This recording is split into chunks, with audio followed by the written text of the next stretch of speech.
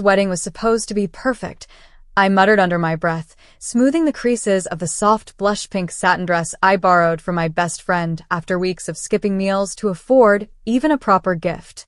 Before we begin, drop a comment and tell us where are you from and from which city you're watching our videos. And after watching the whole video, don't forget to tell us what would you do in this situation? Be honest, tell me in the comments below. We read every comment. Let's begin. The venue was drenched in money, gold-trimmed arches, floral arrangements worth more than my monthly rent, champagne already flowing before the ceremony even began. I stood by the fountain outside the banquet hall, clutching my gift bag, heart pounding in my chest. I hadn't even made it to the main hall yet. Then I saw her, Heather, the bride, my older sister by 5 years. She was wearing a $40,000 Vera Lang gown, her hair in a braided chignon, sparkling with diamonds from head to toe. She was glowing, beautiful, and already glaring at me. "Oh God," I whispered. I knew that look. She stormed across the lawn, her heels stabbing into the grass. A crowd trailed her, bridesmaids, relatives, old family friends. Everyone slowed when she reached me. Heather tilted her head, her voice dripping venom. "You really wore that? That's not even yours, is it?" I didn't answer. I didn't have to. I knew this wasn't about the dress. "Whose is it?" "Let me guess, you borrowed it again. Because that's all you ever do, take things that don't belong to you." Some chuckled. Some looked away, uncomfortable. But I stood still. She suddenly picked up a champagne glass from a nearby table. I had 2 seconds to guess what was coming. She threw it. The ice-cold liquid hit me square in the chest. The glass clinked at my feet. Gasps echoed around. My body stiffened as the satin stuck to my skin, cold and humiliating. "Don't wear borrowed clothes to my wedding," she hissed. "This isn't one of your hand-me-down birthdays." My lips parted, but I couldn't say anything. My throat burned. And then I heard it. "Heather," my mother snapped. But it wasn't anger in her tone. Just a weak, performative scold. She turned to me. "Sweetheart, you know how stressed she is today. Don't provoke her." My dad just sighed. "It's her big day, Alyssa. Maybe you shouldn't have come looking like you were trying to upstage her." Upstage her? In a borrowed dress? I blinked. My eyes stung. People were still watching. I wanted to disappear into the pavement. But instead I nodded. Quietly, without a word. I started to turn toward the exit, my hands shaking, heart pounding. Then a whisper swept through the courtyard. "Who is that?" Gasps spread. People turned. I followed their gaze and froze. A sleek black Maybach was pulling into the driveway. The driver leapt out to open the back door. And then he stepped out. Tall, clean-cut, dressed in a charcoal suit that probably cost more than the entire reception's lighting rig. His eyes scanned the crowd, and then locked with mine. My breath caught. "Is that?" Someone mumbled. "Oh my God," a woman near me whispered. "That's him." He started walking toward me. Every step echoed like thunder. Heather's smugness evaporated. Her jaw slackened. She tried to smile, to regain control. He didn't look at her. He walked right up to me. He took off his jacket, carefully placed it over my soaked shoulders. Then, before anyone could blink, he turned to face the stunned crowd. "My wife," he said loud enough for everyone to hear, "is the most graceful person here today. And she deserved better than this." My knees almost buckled. He turned to Heather. His voice dropped, but every syllable hit like a sledgehammer. I was going to quietly slip in for the reception and leave early. But now, I think I'll stay. I'd love to see what kind of family teaches their daughter to humiliate people for fun. Heather's face turned red, then pale. A bridesmaid took a step back from her. My mom opened her mouth, but no sound came out. My dad just looked at the floor. People shifted uncomfortably. My husband's grip on my waist tightened, protectively. And in that moment, as he guided me past the guests, through the gold-trimmed arch, toward the stunned silence in the reception hall, I realized something. I wasn't here to beg for space at a table that never had a seat for me. I was here to burn the whole damn table down, without lifting a single match.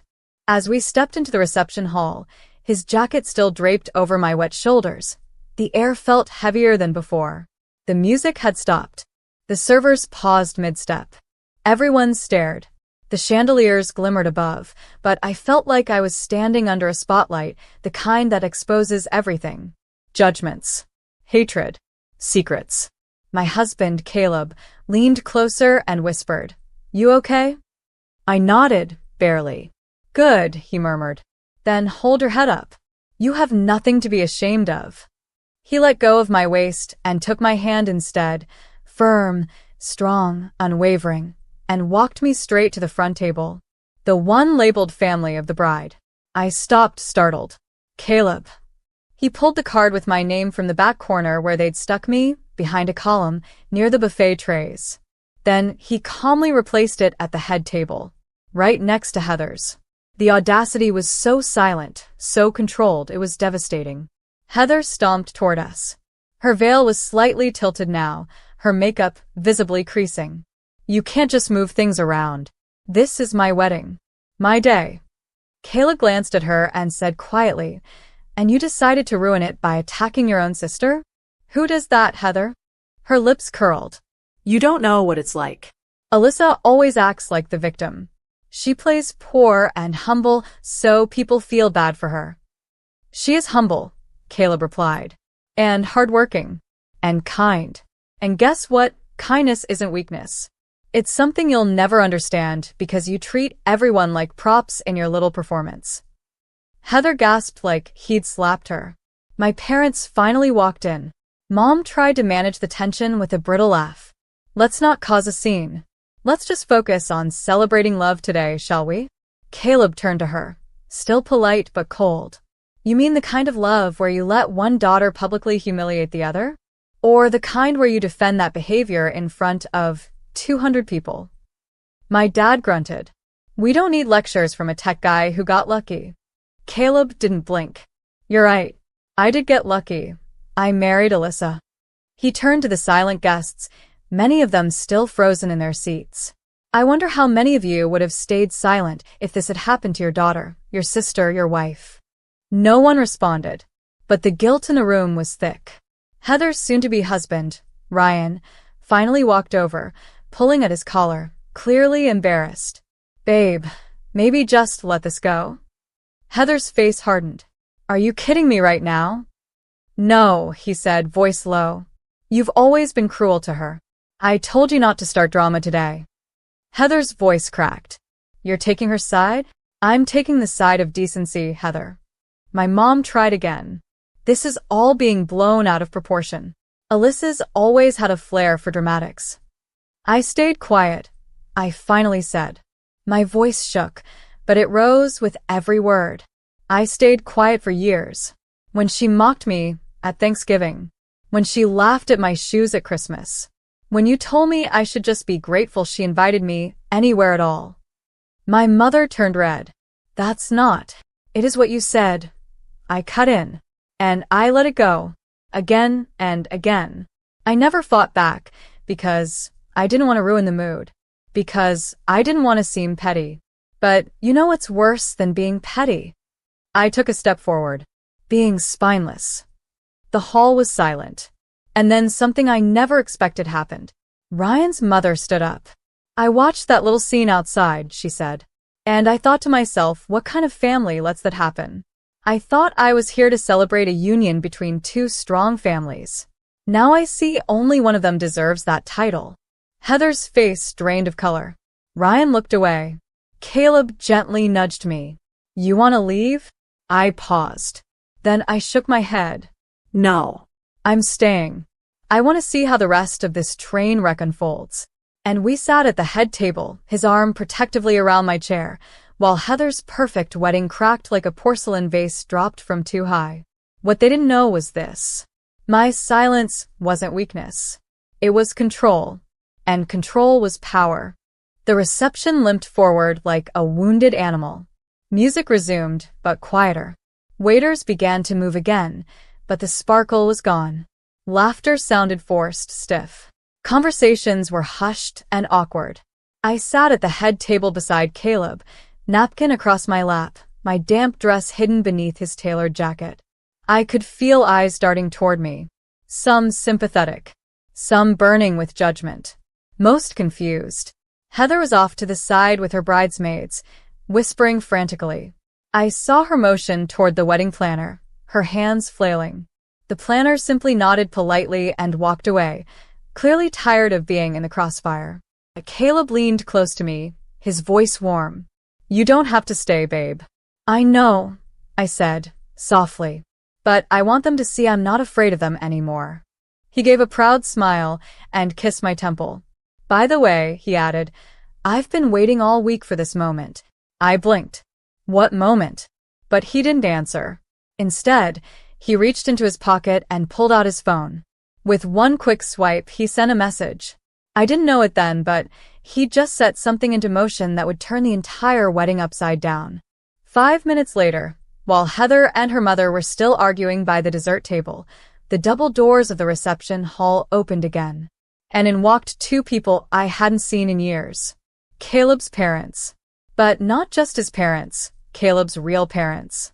The ones Heather had bragged to about her humble, self-made sister with a small house and second-hand clothes. The ones she'd mocked for not being from our circles. What she didn't know was this. Caleb came from a quiet, but incredibly powerful legacy. His family just didn't flaunt it. His mother wore a navy blue gown, elegant and sharp.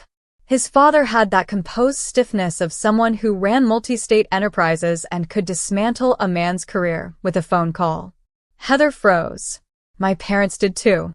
Caleb stood up and greeted them with a warm smile. Glad you made it. His mother kissed his cheek, then turned to me with a kind smile. You look beautiful, sweetheart. Even in my soaked dress. Even with champagne stains. Even with all eyes on me. For the first time that day, I felt seen. Heather clutched her bouquet so tight the stems bent. Caleb's father turned toward my parents. I was hoping we'd meet under more civil circumstances. My dad tried to muster a smile. Well, today's hectic. Yes, Caleb's mother said, her voice cool. We watched your daughter throw a drink on our daughter-in-law. Very hectic indeed. The tension was now unbearable. People stared like they were watching a live courtroom drama. Heather, clearly spiraling, finally burst. This was supposed to be about me. Not Alyssa. She's always stealing the spotlight. Really? Caleb said. Because from what I remember, she's the one who stayed late taking care of your drunk friends at your bachelorette party. The one who helped you pay off that first wedding planner who ghosted you. The one who said nothing every time you insulted her. I was stunned. He knew all of that? And still, Caleb continued, you humiliated her in front of everyone she loves. You should be ashamed. Heather looked around, but there were no defenders left. Even her bridesmaids looked uncomfortable now. Her own fiancé was silent, watching. And then came the final blow. Ryan's mother, who had stayed quiet since her earlier outburst, stood once again. Ryan, she said carefully, I want to speak with you. Alone. Ryan nodded and followed her to the hallway. 10 minutes passed. When he returned, he looked Heather dead in the eye and said, We need to talk. Now. They left together through the side exit, and the whispers exploded like wildfire. I felt my chest tighten, like I couldn't breathe. Caleb leaned into me again. You okay? I said slowly, I think her wedding might be falling apart. He nodded. Good. A minute later, the wedding planner quietly approached Heather's parents and whispered something. My mom covered her mouth. My dad clenched his fists. Then the planner walked over to us. Would you like to say a few words? Caleb blinked. Excuse me? The bride and groom have stepped away for an extended conversation. The guests are waiting. You two seem to have everyone's attention anyway. I looked at Caleb. He looked at me. Then we both stood. I picked up the mic, my hands no longer shaking. Hi, I said. I wasn't planning on speaking today, but I suppose life is full of surprises. A nervous laugh swept the crowd. I continued. I was told today that borrowed clothes don't belong at a luxury wedding. But you know what's worse than a borrowed dress? Borrowed kindness. and fake smiles. People murmured. Eyes flicked toward Heather's empty seat. Real love, I said, isn't loud. It's not cruel. It doesn't humiliate. It builds. And the man sitting beside me? He built me back up when the people closest to me broke me down. That's the only kind of luxury I care about. Caleb took the mic next. I didn't marry Alyssa because of who her family is or isn't. I married her because I've never met anyone with her strength, her heart, and her grace. And today, I saw her strength in full display. He turned toward me and kissed my forehead, and the crowd clapped. Not a polite clap, not a forced one, a genuine one. Even the DJ, unsure what else to do, queued up a slow song. And for the first time that day, I smiled. Because this was my moment now. And no one could throw water on it. The music played softly in the background as Caleb led me to the dance floor. My dress was still damp, clinging to my skin, but I no longer cared. The warmth of his hands around mine, the quiet strength in his eyes, it made everything else fade. Guests slowly filtered in to join us. Hesitant at first, unsure if it was okay to keep celebrating. But then, one by one, people moved forward. Some to dance, some to just stand near us, and some to apologize. Heather's cousin, the one who once made fun of my job as a substitute teacher, came up with her head lowered. I'm sorry, Alyssa. I didn't know it was that bad. I nodded silently. I wasn't ready to forgive, but I could recognize honesty. Then came my mother. She stood at the edge of the floor, unsure whether she was welcome. Her hands wrung the small clutch purse she always carried to formal events. Her eyes didn't meet mine. I didn't realize it had gotten this far, she said quietly. Didn't you? Caleb said, not unkindly. You just didn't want to realize. She looked at me again, her voice cracking. You've always been different. Quieter. You didn't fight back like Heather did. I thought that meant you were fine. I swallowed hard. I wasn't. She closed her eyes. I should have protected you more. I should have taught her better. You still can, I said. If you want to. Before she could answer, the side doors opened again. Heather walked in alone. Her makeup was smudged, and her veil was gone. The tiara sat crooked on her head like it didn't belong anymore. All eyes turned to her. Her steps were slower now, less confident. She made her way to the microphone and looked out at the room. I'm not good with words, she began. Her voice trembled. And I guess I'm not great with kindness either. I messed up. Not just today, but for years. I turned everything into a competition because I thought love was something you earned by winning. She looked at me then. And you always had it, without even trying. That made me jealous. I didn't know what to say. I just stood there, heart pounding, listening. I hurt you, she said. And I embarrassed you. In front of everyone. I don't expect you to forgive me. But I needed everyone to know that I'm not proud of who I've been. She stepped down. Walked straight past me. No hug. No forced apology moment. Just a quiet exit into the night. And I realized this wasn't about revenge anymore. It was about reclaiming who I was, without their shame, without their voices defining me.